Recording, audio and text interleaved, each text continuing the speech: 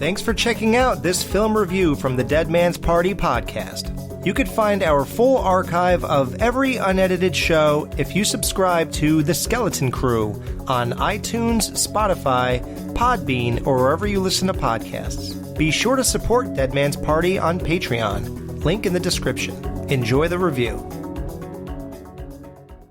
What's up? This is Dead Man's Party, and we are still on vacation with the Griswolds. We are tackling National Lampoon's European Vacation. My name is Al, and I'm with Chris. What's up, Chris? My family and I are looking for sex. Right this way. I can help you out. I got a topless girl over here that you, Oh, shit, yeah. We'll get to that. And Aaron, what's up? He wants to. He still has the travel bug. What's up, Aaron? Cobra Kai never died. No, wait, that's not right. Like, he's in this. Oh, yeah. I don't want to get too fat, so I'm not going to be eating that much. Oh, good. Good. Oh. Yeah, because I don't like when you're fat. Yeah. Director Amy Heckerling. Writers John Hughes and Robert Klane. Starring Chevy Chase, Beverly D'Angelo, Dana Hill, Jason Lively, John Astin, Sheila Kennedy, Paul Bartle, Cynthia Sugiddy, Malcolm Danayer. Okay, I'm done. Yeah, Jack, William Zabka. I was going to say, Billy Zabka, Cobra Kai. Yeah, for some reason he was really low, but I guess because we care about him, but in reality... Well, he's in the movie for 90 seconds. Right. So they didn't put him too high. So 1985, this movie came out, which is only 2 years after the hit Vacation.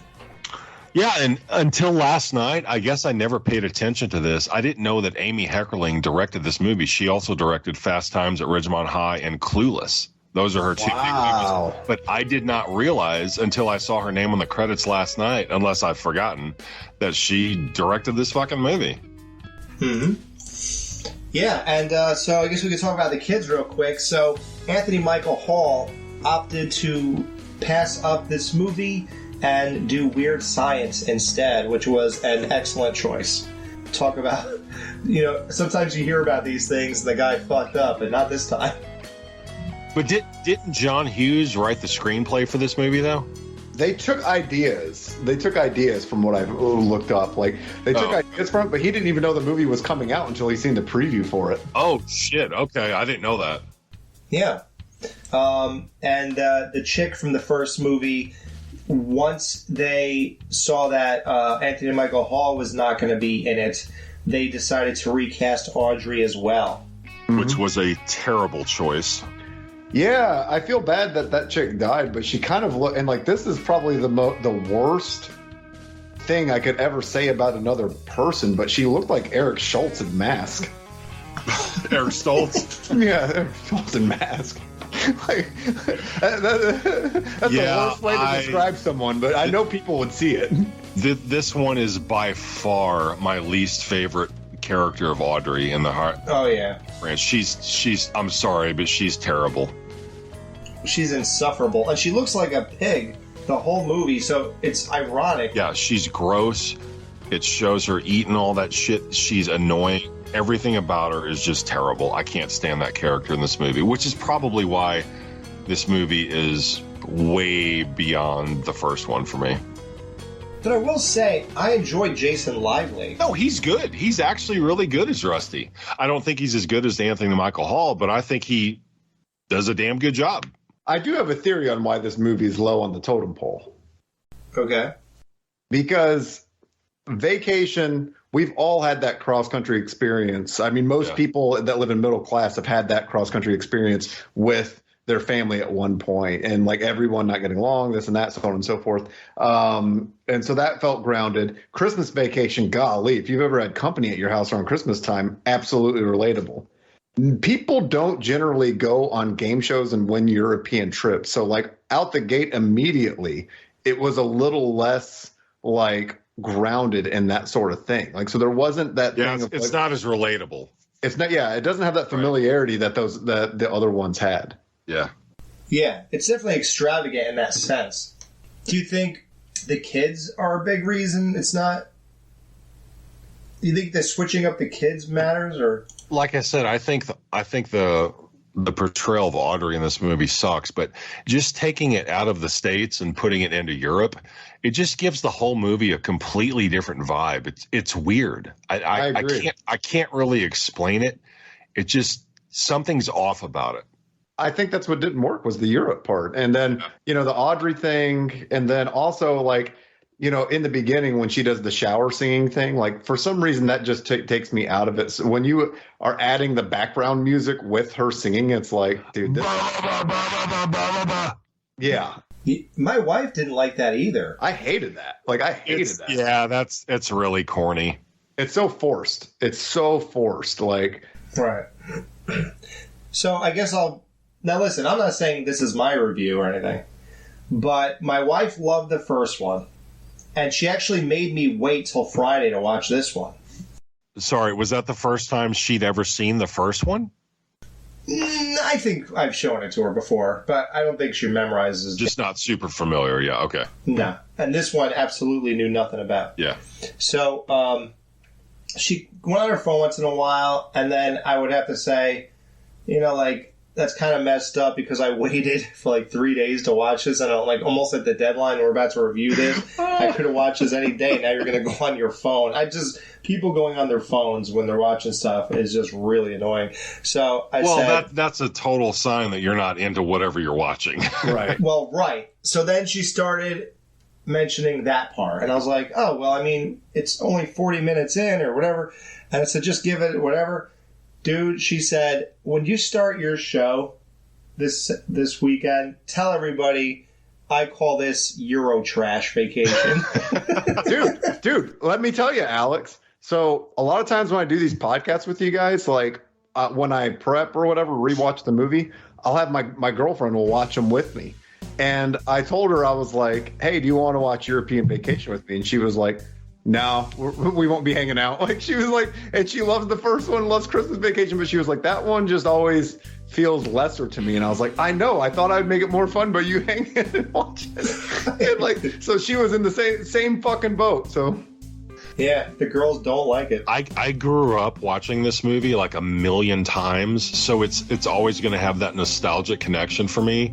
But as I've gotten older, I was telling Alex the other day, like the last 3 or 4 times I've watched this, I've just been like, man, this just isn't really that funny at its core.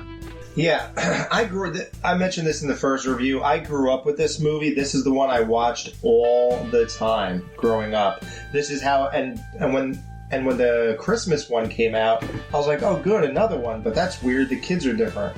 And then, of course, like I said, I discovered the first one. I'm like, oh, wow, the kids are different again. I thought that was the weirdest thing, but whatever. This was the last one where Rusty was the older sibling, too.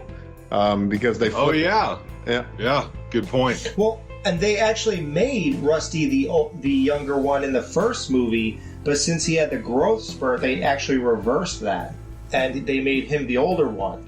They retooled some things. Yeah, by the time fucking David from Roseanne was playing him, I guess he had like the Benjamin Button thing going because he was way smaller. Oh yeah, it's so weird. Yeah, he was like 12 in that one or something. Yeah, it's weird. Yeah. So yeah, I guess we can get to some stuff. I mean, well, let's start with Pig and a Poke. Yeah, Pig and a Poke, John Astin. The game show host going down the line of the family, starting with Clark, and he kisses Ellen, he passes Rusty, and then he goes, and Audrey, and then just fucking lays one on her, dude. And she's supposed to be, what, like 14 or something? And he's the only guy who would want to kiss her anyway, so have at it, bro. Yeah, I looked into that a little bit, and because I was like, there has to be something to this. And I guess there was some game show host that like was like that they were sort of spoofing. Yeah, Richard Dawson, he hosted Family Feud back in the 70s and 80s. He would kiss every female contestant on the show on the lips. He would like literally, like, he didn't ask him. He would just go in for a kiss, and they had no choice. Isn't that weird? It is weird, but when I was growing up, it was just normal. Yeah. Just like now, when Biden sniffs your daughter, you just got to stand there. Wow, lucky gals. Like, it's so creepy. Like, you just have to go along with. So you know what's crazy though is that chick that played like Ugly Audrey. She was like 21 or 22 or something when they filmed it, but she had like I didn't know that until last night. I looked that up too. Yeah, she was like 21 when they filmed this. It's weird, but she's supposed to be like 14 or 15. Yeah, she had some sort of growth defects thing and like just was always going to look young. Like, oh, okay. Like Paul Rudd, but it didn't work out. Yeah. They win this stupid game show. Now they're going on a European vacation. Johnny Lawrence did his best acting in this movie to make believe he was attracted to Audrey. One could argue this is his best acting. Yeah, Elizabeth Shue wasn't a stretch, but this. Yeah, this is different. When they're cooking out at the barbecue in the backyard, I never noticed this until last night. When Ellen comes out of the house, so there's 5 people there. There's Clark and Ellen, the 2 kids, and then Johnny Lawrence. She has 20 hamburger buns. She's got a package of 12 and then another package of 8. What in the I know that's something small, but what the fuck is she planning for? Well, each person's going to have 4 hamburgers. I guess. That's not a lot. Aaron does that all the time. Yeah, meal prep. And then just going back real quick to the game show, one of the prizes that they win, they say a kitchen, a motorcycle, and then a 10-year supply of car wax, which Aaron would probably love. Oh, he'd love that. What the fuck? I don't even understand how that's not much of a prize. You should be able to get a thing of wax. Exactly. And that thing of wax lasts you for a year or two. Like, that's stupid. They had this fantasy about what it will be like when they go on this trip. And I guess I'll just say, I never said this publicly. It's probably this is the most cliche thing anybody could ever say. But no one says it. Not that I know. Does anybody else find it odd that the one princess who died was referred to as Princess Di her whole life? Like, you know, why couldn't they say Princess Diane? Wow, I never thought about that. Good point. Yeah, they always say Princess Di. Yeah. Princess Di died. Princess Di. So Audrey has this disgusting eating fantasy. Did you guys, being horror fans, I'm sure you all jumped to one movie when you saw this, right? Hold on. Elm Street. Is that what you're thinking? Yeah, yes. Elm Street 4 or 5 or whatever. Oh, okay. One of the 5 maybe. Yeah. Yeah. When I see overeating, I always think of Homer eating the donuts in hell, like enjoying it. More. James Coco went mad in 15 minutes. So Clark is driving and he keeps hitting cars. My wife hated this. She, every time he hit a new thing, she was like, ugh. And I was like, God, you really don't like this. I mean, the first time I was like, oh, cool. But yeah, I mean, I can't imagine. I've never, driven overseas where you're on the other side of the road and the fucking other side of the car as far as the steering wheel. That would totally fuck with my head. So when I watch this movie, I totally get it. I mean, that would be so bizarre. It's supposed to feel normal though with the right-hand drive, or with the drive on the passenger. What we're used to is the passenger side. Like cognitively, I think you're supposed to feel like you'd feel weird if you were driving in the correct what we do over here on a right-hand drive car. From what and that's just from what I understand. I've never had that experience. Yeah, I mean, everyone gets the joke, but is it funny, I guess is the question. It could be funny, but it could be wrapped up in 30 seconds. Yeah, they just keep doing it. Yeah, I didn't need that many scenes of it. By the time he hits the man, though, that always freaked me out as a kid. Honestly, when I was a little kid watching this and his knees are all bloody and then he points and that blood spurt out of his vein in his wrist. Yeah, that really fucked with me as a kid.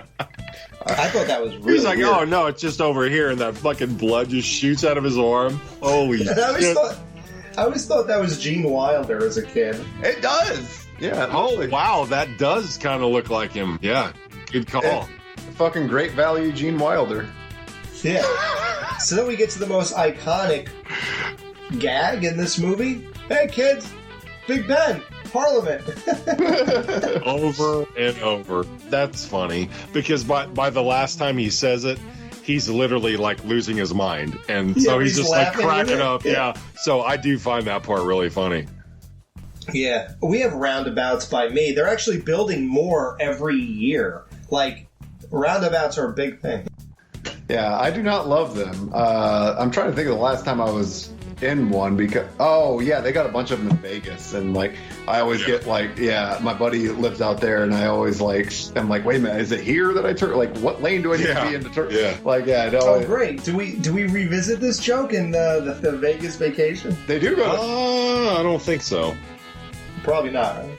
It was too bad at Stonehenge they didn't run into Colonel Cochrane. Like Colonel Cochrane. Cochrane. Yeah. Nice. God. So Audrey racks up a $250 phone bill at the hotel. Is she not the most aggravating character, right? Like, because normally when people are stupid, they're still funny. Like Clark is obviously the big example of that. Yeah. But Audrey, even like saying, "I'll just talk for a second," calls him, and he's so disinterested right away. He's like, "I gotta go," and then she's like, "Oh, do you have to eat?" He goes, "Yeah." And she goes, "It's okay, I'll hold." You just want to strangle her. It's not funny, right? You just want to strangle her. Oh, yeah. So Stonehenge, that scene what we talked about is obviously fake because Conal Cochran, when he went there, they showed that those were still up. And that no, that came out before this movie. Yeah, 3 years before. Yeah, maybe he did knock those over. I'd like to think Dr. Chalice returned it. Yeah, he returned it so that they could knock it over. Yep. So you get to this video camera being stolen. Like you guys mentioned, he videotaped Ellen doing this striptease dance, and then I guess he videotaped them having sex after that, which is never talked about. It's weird. When she complains about it later on, and she tells that thief about it, all she says is that she did the dance, like, blah, blah, blah, blah, blah, blah, blah, and all that stuff. She doesn't mention how he set it up afterwards and then porked me in front of everybody. Oh, yeah. Good point. They did basically make a porno. I was just thinking about that dance, but yeah, they did have sex on camera. Why? They just don't show it, yeah. Why was she like, you can film it, but you got to erase it? Like, that doesn't make sense. Like, why? Okay, why even do this? Right. Why film it? Yeah. So this idiot tells them to get in the fountain, take your shoes off, and get in, and they all do it. So dumb. So that we get to all the jokes where, like, the language barrier. So you get to the people being nasty, looking at their passports and, like, laughing and calling them typical American assholes. And this one you get to the waiter saying, "Go fuck yourself. I'll bring you dishwater. You wouldn't know the difference." Then he goes to say, "Your wife has nice tits." Your wife has wonderful tits, and your daughter has a great little ass. And meanwhile, that's not true in either case, as far as he's concerned. Audrey's not, Ellen's not wearing anything revealing whatsoever. You wouldn't know anything about her tits. And who would even look at Audrey's ass? I don't know.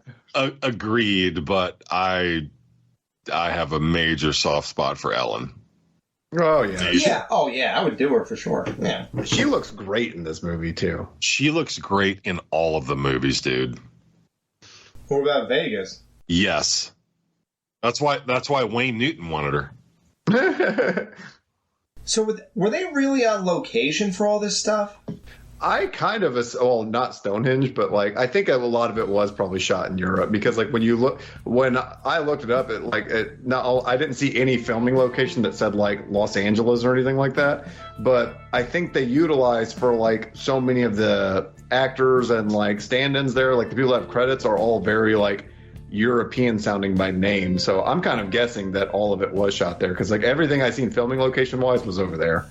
Oh wow! I never even thought about that before. I just always assumed they were where they were, but maybe that's just the way they shot it. But yeah, I'll have to look that up.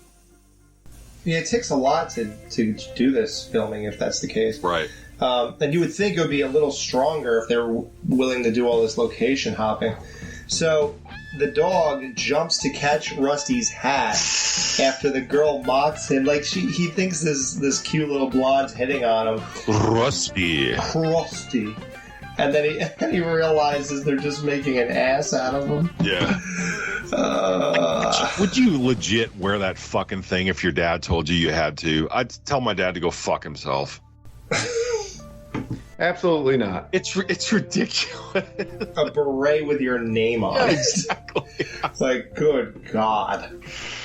What was it? Screech and that's what I was thinking when I think of berets. Screech and his girlfriend from Saved by the Bell that she had. Yeah, Tori Spelling. God. Yeah, because they would wear the berets. Yeah. Good call. Yep. God, yeah, he did. Yeah, that's the level you're at. That's the cool level you're at. Screech.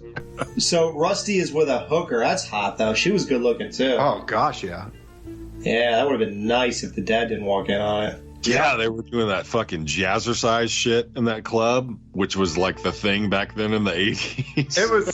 It was so funny, like, because the one joke that really played out was Ellen got that little, like, corset thing and was like, oh, it's a one of one and this and that. And then when they went to that show, every person there was wearing those. Yeah. Right. Yeah. Are you turned on by that? Would you want to go to one of those shows and watch the legs go like that and that and that? Does that do anything for you, or you just... No, not at all. Yeah. I don't know who goes to these things. But you got to think, this was almost 40 years ago. I think seeing any kind of skin at that point was probably just cool. It didn't matter like, I think people like put too much money in the delivering system when it's like, no, you could just kind of walk out and we'd be just as happy. Walk out, move, but like they were like, oh, we got to add. Just walk out and stand there. I think like adding those theatrics made chicks feel better about being slutty, like because they were like, oh, we're not sluts, we're dancers. Yeah, we're performing. Yeah. Then we get to this weird part where they go and visit their family, quote unquote, because they go to 16 instead of sex. And there's no big payoff with this, is there? No, there's not. Like, what's so funny about two people who don't know who you are? They're all speaking different languages. No one's even they're all nodding to each other. They bring out this huge plate of sausage, and then they leave. Well, and the bedpans that he's brushing his teeth in, that's supposed to be like the big joke of that scene, but that's still not really that funny. I mean, he's brushing his teeth in a bowl of water that someone pissed in at some point. Big deal. Yeah. Yeah, I don't think we needed to go to a mistaken family for that gag. Yeah. No. Could have done that anywhere. No, the movie, like, yeah, and it has a lot of that stuff where it's just like things kind of fall flatter and all that. And it's forced. Like I said, it's very, very forced, and there's no, like, aha with a lot of it. Well, do you think that the German slap dance scene paid off? No, I hated that. That was the dumb. I was like, I don't know, man. I like that scene. I always have. Just the way when Clark gets up there, he's got that outfit on, and he's trying to dance with them, and he's actually doing a pretty damn good job considering he doesn't even know the choreography. He's just kind of like going on to what they do, and he's doing pretty good. And then he just starts making it up on its own. He's like grabbing the air and like doing this little dance, and then he fucking, they start headbutting each other and slapping each other. So I actually do like that scene. And then it turns into a full-blown brawl. Yeah, and that's where you get Rusty talking to this chick who works there, and she just pulls her tits out, dude. Dude, as a teenager, or even when I was a real young kid, because that was on HBO, that part. That VHS got paused on that scene many, many times when I was growing up. I mean, it's cool. It's amazing. It's PG-13, too, because there's just boobs like crazy. Yeah. How did that happen? Like, how? I don't know what the rules and regulations were back then, but yeah, somehow this one skimmed under the R rating. Yeah, language is worse than skin, apparently, to the MPAA. Yeah. They have a very strange... So, there's one really subtle scene that I thought was enjoyable, like when the family's on the train and they all just keep annoying each other. Oh, yeah. That's so good. Yeah, good call. That scene is great. Yeah. Rusty's listening to his music. Clark, is fucking with the volume, turns it way up, and Clark... and just gives it back. Like, he couldn't figure out stop and play. He didn't know what to do, so he just is like, fuck it, and gives it back. Ellen's reading the newspaper, shaking it around. Audrey's blowing the bubbles with her gum. And then Clark starts fucking with the ashtray. And then he realizes that that's getting on Ellen's nerves because he sees her reaction. And then the look he gets on his face, I don't know why, it just kills me because it's like you just see on his face, he's like, oh, that's annoying you? Well, I'm just going to amp it up by 10. And he just starts slamming it back and forth. Do it even harder. Exactly. So these thieves, like, rob this place and, like, tie a dude up, stuff him in the trunk of a car. Then Clark and his family go there saying that they lost all their money and everything during the chase after, because they were going to hang them apparently, which really didn't go nowhere. It's just basically after the slap dance scene, all these people were just chasing them through Germany.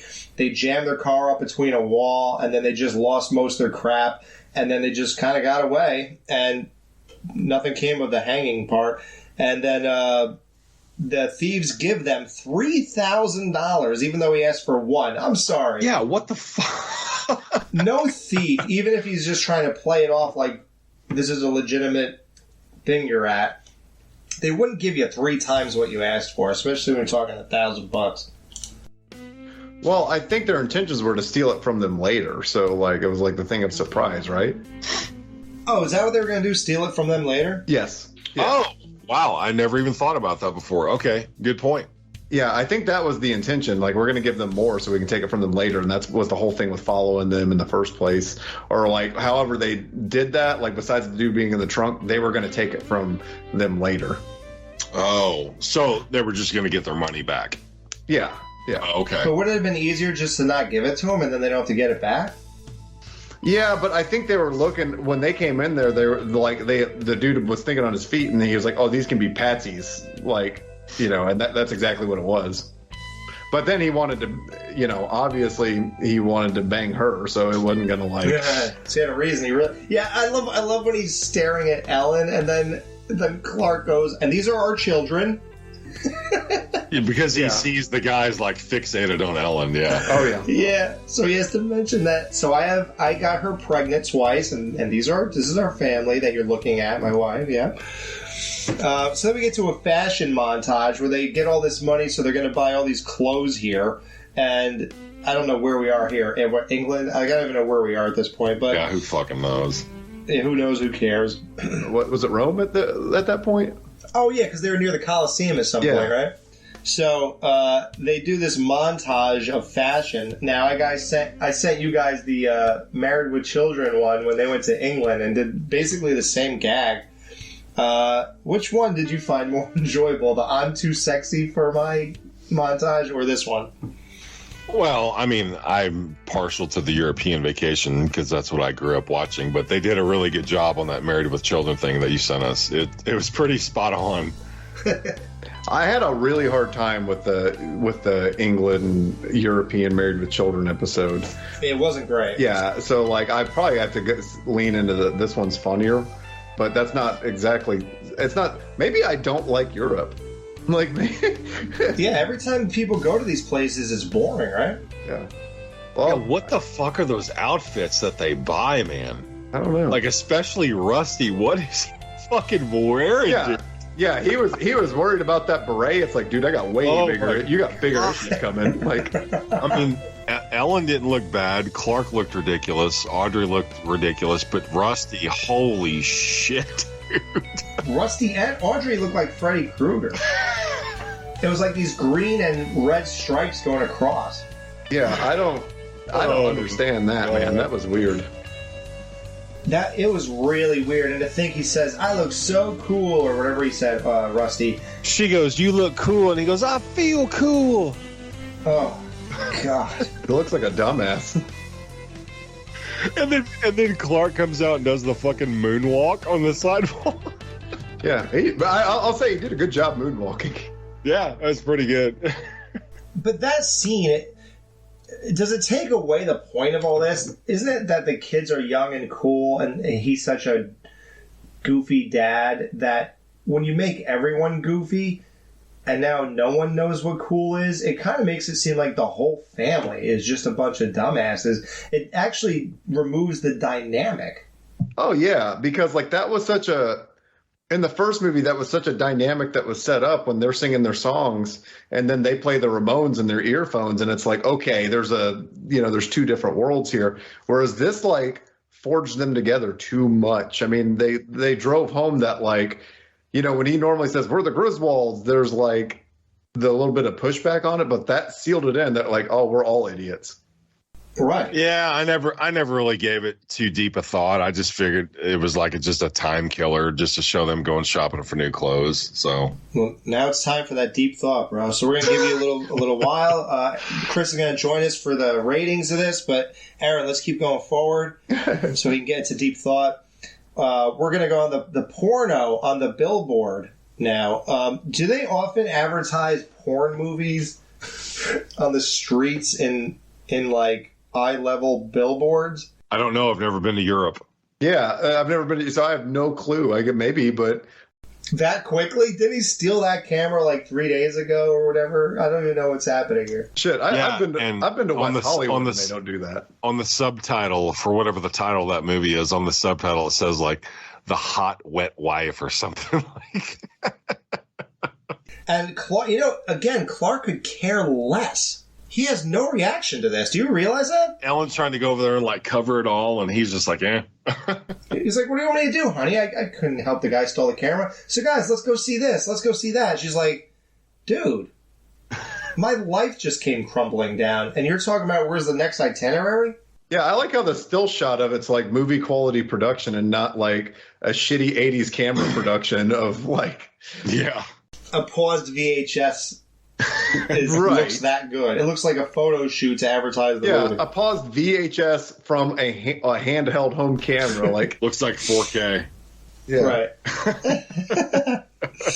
So Ellen is kidnapped. They go on this high-speed chase. Clark, or so we should think, gets on this bicycle and chases them and does all this stuff. Meanwhile, as I'm watching it, I normally don't like to break that wall, but I was like, yeah, that's not Clark on the bike. Oh, okay. Really? I didn't even pay attention to that last night when I watched it. Okay. Dude, you have to start getting into this deep thought podcast. Yeah, I know European Vacation is really multi-layered that you really got to dive into. Sorry. Yeah, this is like Inception. Inception. Yeah. Right, Aaron? This oh you yeah, should be thinking. This is one of those movies you watch it and you think about it afterwards. Like, who am I? Who are we? It's like The Matrix. You got to question everything when you're done here. I think it's deeper. This is like Good Will Hunting or My Left Foot. Like this. You know what's even better? My Left Nut. That was really good. That was the porno version I had. Yeah, it's tasty. Nice. So basically, we're at the end. They crash into the water. Clark saves the day, I guess, and that's the end of this. So the last gag is that they're flying. Clark goes to take a piss and opens the wrong door, and they hit the Statue of Liberty. That's stupid. I don't know. Sorry, I think that falls flat. Same. Yeah, but that's it. So that's the European Vacation. So as we walked through this, we didn't really trash every scene and say, yeah, this didn't pay off. Oh, that was so dumb. This was so bad. It's not bad. It's just not nearly as good as the first one. It's still entertaining. It's just, I don't know, it's not great. Right. I mean, it's one of those things like, if I had another choice of something else to watch, I definitely would. I don't hate it. I don't love it. It certainly... It has nothing necessarily for me. Not to say it has anything I'm against, but I'm just kind of like, like I'm not as engaged in it as I was like, the first one. No. Well, Chris made a great comparison. He said this is the Rocky V of this franchise, where it's not amazing, but it's not that bad. Yeah, I'd agree with that. It's nostalgia for me when I watch this, just because I grew up watching it. Now, like I told Alex, if I just watch this whole franchise from start to finish for the first time right now, there's a good chance I might hate this fucking movie. Yeah. Because it's just weird compared to the other ones. But because I saw it so many fucking times back in the 80s when I was growing up, yeah, and it's just so imprinted on my brain, I still get the itch to watch it like probably every 3 years or so. And when I watch it now, I'm just like, it's fine. But I still go back to it. Yeah, I mean, I think the first one just set such a benchmark that it's like, okay, are we comparing these two? Right, like and then Christmas Vacation came out and just fucking shot off into the stratosphere. Yeah. I think because of that, I think you just had such heavy hitters within. Like, had Christmas Vacation never been released and we got this movie, like maybe it would give me a different thing. But yeah, when you're watching these back to back and you're so entertained with that first one, it's like this one feels like. And I kept my phone on the other side of the room, but I definitely had moments where I was like. Like feeling like Alex's wife. Yeah, let me go on my phone because scrolling is more entertaining than this. Right, something that they spent months making. I found myself more entertained with the facts and trivia about this movie than the movie itself. If you didn't grow up watching this movie, which you probably didn't, I totally understand that. Yeah. The other two, absolutely. This one, it was just like, I don't know why. I mean, and. You know, of course, the Vegas one I watched in theaters when it came out. So I was talking to Alex about that earlier. Was Vegas the first one that you probably saw as a kid? No. The first one I saw when I was a kid would have probably been Christmas Then National Lampoons. Okay. Like by the time Vegas came out, I was into it. So my family. So in theaters, that was the first one you saw. Absolutely. So that was probably like an event for you. Like, oh my God, there's a new Vacation movie coming out. We're gonna go see this, and you probably really liked it, right? Yeah, I liked it a lot. I've liked it more as I got older. I don't think I loved it when it first came out because I was so used to like the first two. But like as I've gotten older, I've liked it more. As I've now been to Vegas a couple times, I think I can relate to it a little more.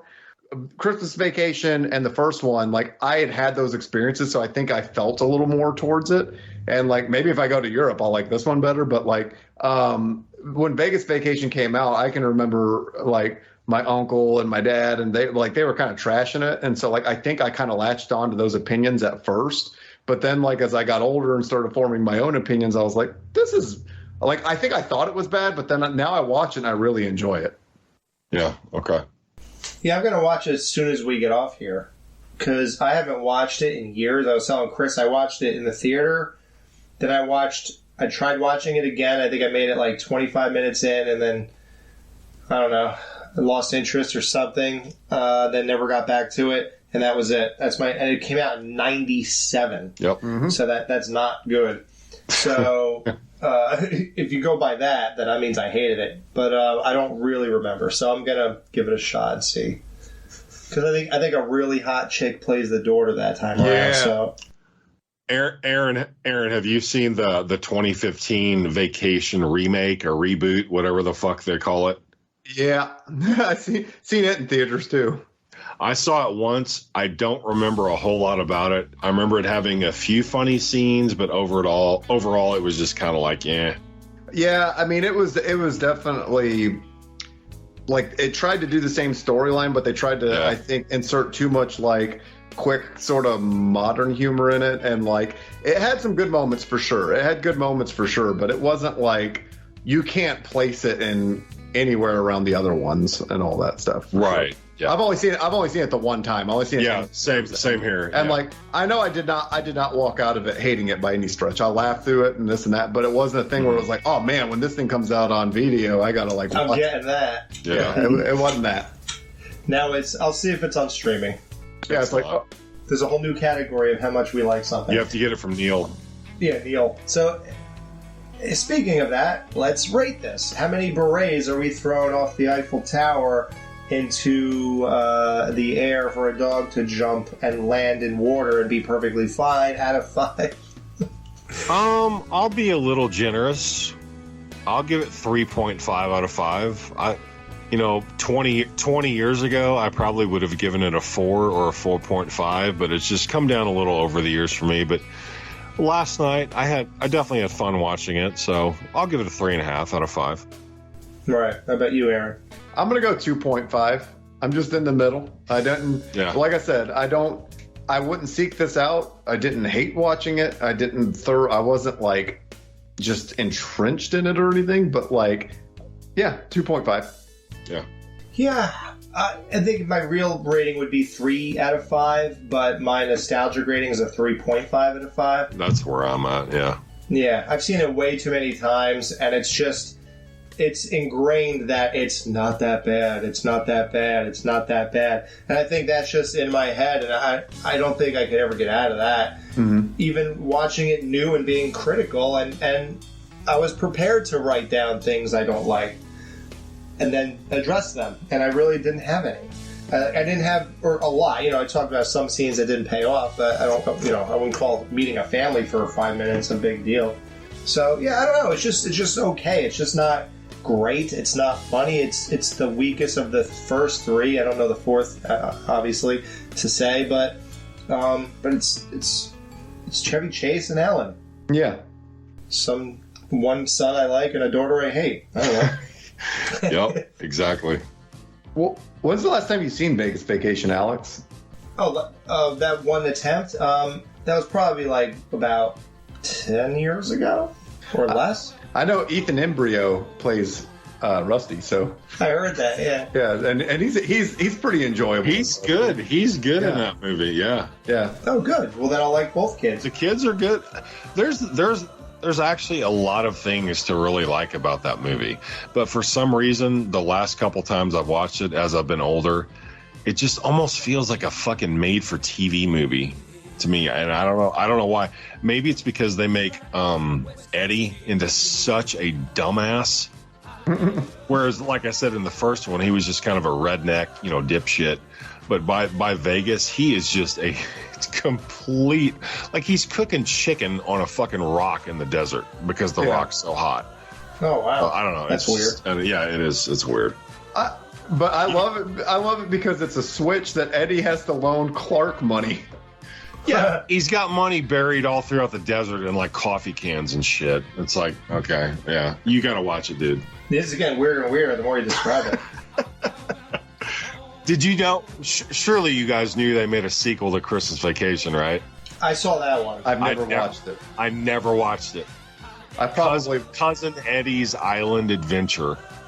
Yeah, it wasn't that amazing. I probably will not. I probably will not watch it. Yeah. I'm never gonna watch that. No.